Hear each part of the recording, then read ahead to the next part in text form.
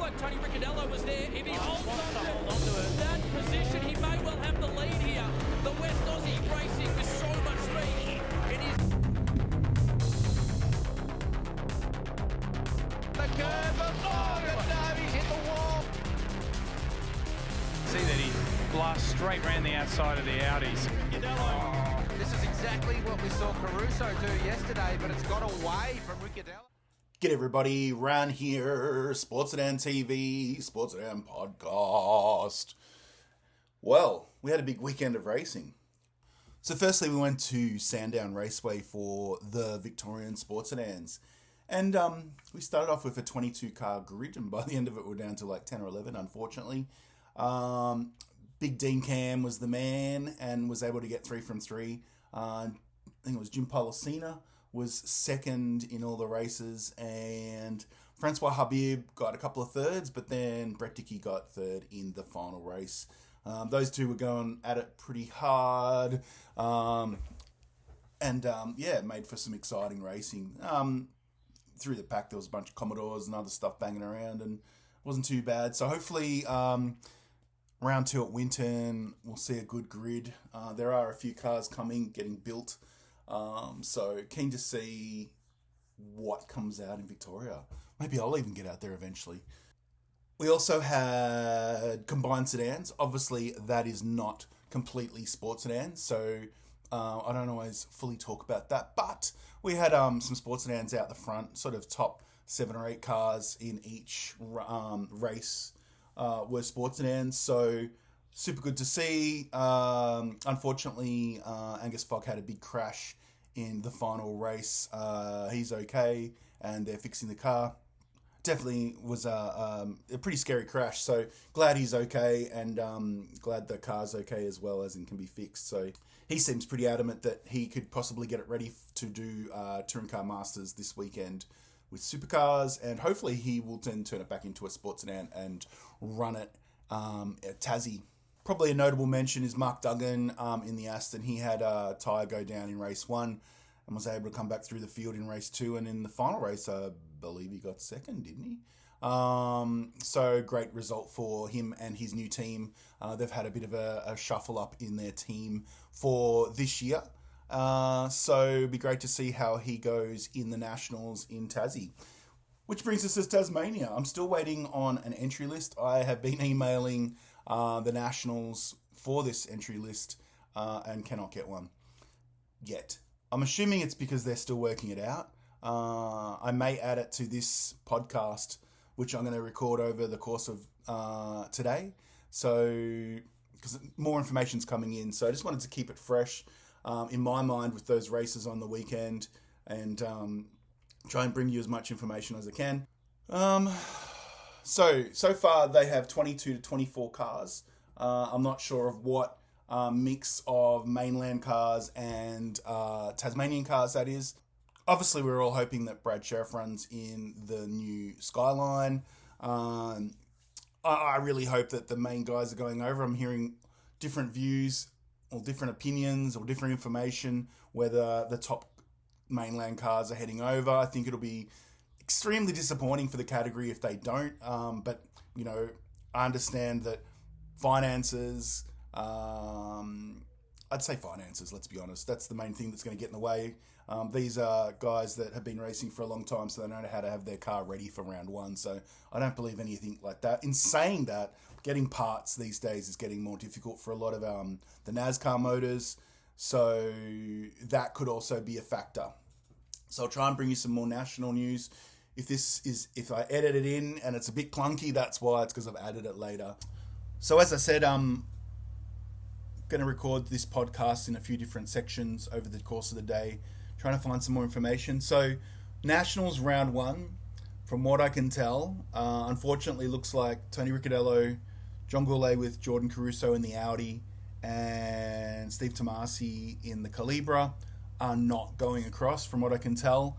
Yeah, I don't have any more information, unfortunately. Obviously, this is not great, having the top 3 guys, top 3 cars of recent seasons not able to head across. So, yeah, sorry, Tassie. Trust me, it's not a mainland thing. We don't have a conspiracy out to get you. I wanted to see those cars over there battling against the best that Tassie's got, and you've got some good cars. So yeah, pretty disappointing, but obviously shit happens, and maybe that opens the door for someone new. So I do know that Angus Fogg has repaired his car, and he's running hopefully this weekend again with Touring Car Masters, and hopefully will be. And he said he will be coming over, so he has the car sorted. So that's awesome news. Alex Williams in the red RX-7 Rotary is running along with Pete Ingram in another Rotary RX-7. So that's going to be awesome for the Rotary fans. And just when you think two's enough, Matthew Ingram's coming over with the RX-8, the ex-IMSA car, with another Rotary in it. So that's going to be cool. Steve Gangal, I don't know him, but he's got a space frame Commodore. I have seen that car before in Queensland, so that'll be good. Round 1 Tassie winner Ben Patel in the 2J powered 180SX is running. He's bloody quick, so could be really interesting to see how he goes against the space frame guys. Kim Burrick in a Commodore is also running, and it's a floor pan one. Mark Duggan in the Aston is heading over, so coming off his good result in combined sedans, it'll be great to see how he goes. Scotty Cameron in his space frame Commodore is heading over as well, so part of the Duggan family hotel racing team crew. So that's all I've got at the moment. There's meant to be 22 cars, as I said, and I will try and update that in another podcast. So some good news and bad news. Hopefully it's a great field. I'm sure it will be. Sports sedans are sports sedans. On one hand, it's crap that the top 3 won't be running. On the other hand, whoa, who's gonna be dominant? It's gonna be really exciting. So I think that the Smith Monaro is going over, but I don't have confirmation yet. So anyway, that's what's happening so far. Another thing for Nationals is that they're going over to the Hankook tyres, and in their latest email out to competitors, there are 3 sizes available at the moment. So you need to get in contact with the Nationals if you want to order them. They're in 280 650 18s, 300 660 18s, and 320 710 18s. So that's all they've got at the moment. I believe they're going to be looking at some other sizes, but they're pretty much the main sizes that sports sedans run. Not many national cars run smaller tyre sizes than that. Most of us are running 650, but now 660 and 320 710s. So, get onto that. Some super exciting news, I think, for Queensland is that it looks like that Phil Crumpton will be doing the state series mainly in his Mustang, well, his son will, and Tim Tritton as well in the Honda. So I think maybe Coxie might be as well, Anthony Cox in the Saab. So they're going to do more state racing this year, from my understanding, along with all the other Queensland guys that do run. It could be bloody exciting. That's going to be some pretty serious cars. Like they're going to have a lot of space frame, I'm going to say high level, like top level, or if not second tier top level cars running in their state series, which we don't have in Victoria.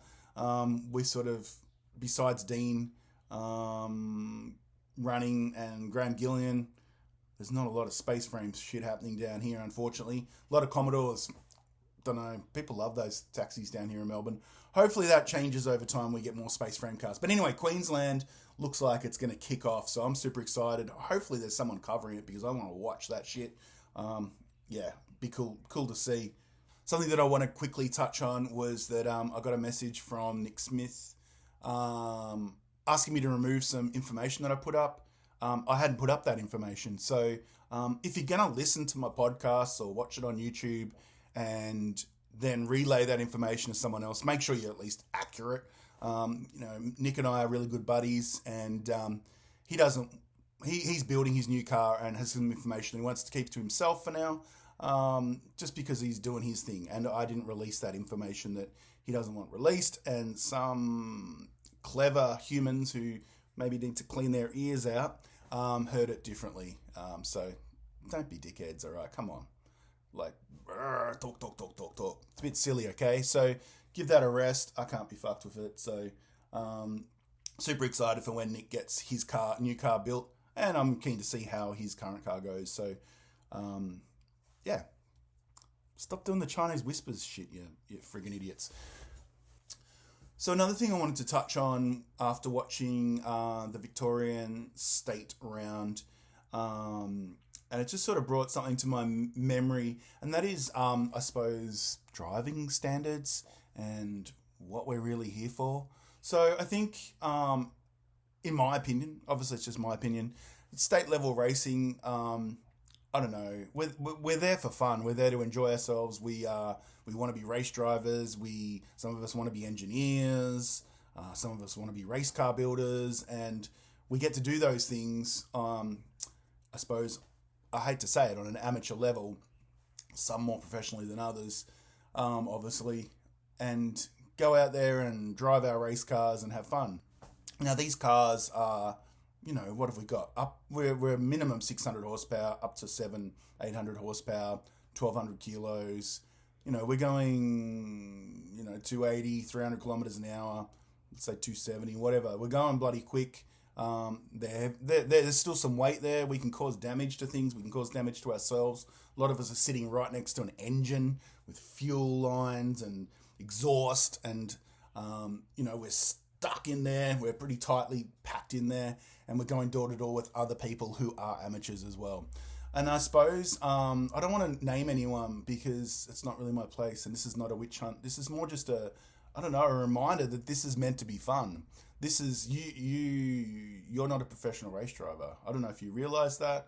And sports sedans, it's a owner-driver kind of category. We're obsessed with these cars. We like tinkering with them. We can build them our way for the most part. We can put our ideas into the cars and go race them and enjoy it. Most of us are not that young. Most of us are getting older now. Things slow down. We're not as good as we think we are. Some people think they're pretty bloody good, and they're not too bad, but they're not bloody great either. Like, I think that I suppose I just want to say we need to race, especially at a state level. Like nationals, I get it's fairly serious. In saying that, some of this does apply, and that is that you're out there to have fun. You don't want to kill people. You don't want to kill yourself. Most of you don't want to be dickheads. So approach it that way. Like, yeah, if someone's blocking a bit, well, they're a bit of a silly sausage, aren't they? They're a bit of a deal. Like, I don't know why you're blocking so much. It's if someone's a bit quicker, let them go. Try and, like, I don't know. I used to do that in go-karting in my very early days, and someone came over and said, Ran, like, you can block. You can do what you're doing. You're not being illegal how you're doing it. You're just doing one move. You're driving down the middle of the track. But they said to me, if you let them go, latch onto them, see where they're quicker, see what they're doing. Maybe they're running different lines to you. Maybe they're doing something, they're braking at a different spot. And you might find you learn from that, and then you can actually pass them and you're quicker, and that did happen for me at times. So I sort of have that mantra that if someone's clearly faster, and clearly we're not racing for anything except for our own personal glory, we're not winning anything. This is not our livelihood. This is not, no one's gonna kidnap your kids if you don't win a race. This is purely fun, yeah. So why are you blocking so much? It just seems a bit ridiculous to me. I know people will say, well, that's racing. You just got to fucking deal with it. Blah blah. Yeah, cool, whatever. But we all know that people that do that. I think most people in the pits who know someone that's just constantly blocking and everything like that, we just think they're a bit of a deal. We like them, don't get me wrong, but I don't know, what's the point? And also, I suppose, if you're not leaving some space on the track for someone to get, if someone's about to get up there and you just keep blocking that off and cutting them off and putting them on the grass, I don't know, what's the effing point of that? You just seem like a fucking idiot. So, again, just my opinion, probably love you still, probably think you're a great person in life, but it just makes no sense to me. Let's race each other cleanly. Like, I get it. Some people are hard chargers, hard racers, but you just seem like a bit of an asshole. Like, it makes no sense. Like, what are you winning? Like, I don't know. Maybe, Dean, from my understanding, I've never got to race him. I've never been that fast, but Dean races people pretty clean. He plays some games. I think, we use those. We've got tools in our toolbox and in our arsenal to race people, and there's techniques, and things you do. That's okay, but you all know the line. Like, what running people into the wall. I've seen last year I saw a car run someone to the wall. They didn't put them in the wall, but they were trying to intimidate them in a straight line on a straight, and they drove them over into the wall because they were sooking that their car was getting passed by a car that they thought they shouldn't. I just don't see the point of that. It just seems dumb. And then coming in and getting all angry about it, you see people arguing in the pits. Don't get me wrong, I've been a dickhead too. I've got angry over things. I've been shitty. I've been grumpy because I can't get past someone that I'm clearly faster than, but I didn't want to, duck in there and get hit or anything like that. So I sat back there and sooked like a little baby that I couldn't get past them. Like on the other hand, they shouldn't have probably done that, but it's in their right as a driver to be able to be defensive. I'm rambling on, but just go out there and have fun. Remember that we're all just humans trying to enjoy our sport that we love. So enjoy it. Don't drive like a dickhead. Don't be a wanker. Sports Sedans is a small community. There's enough wankers in the world. Let's try not to be. Let's try and be, I don't know, we don't have to be freaking kumbaya and freaking old nans either, but race for enjoyment, not for your ego and your bullshit, all right?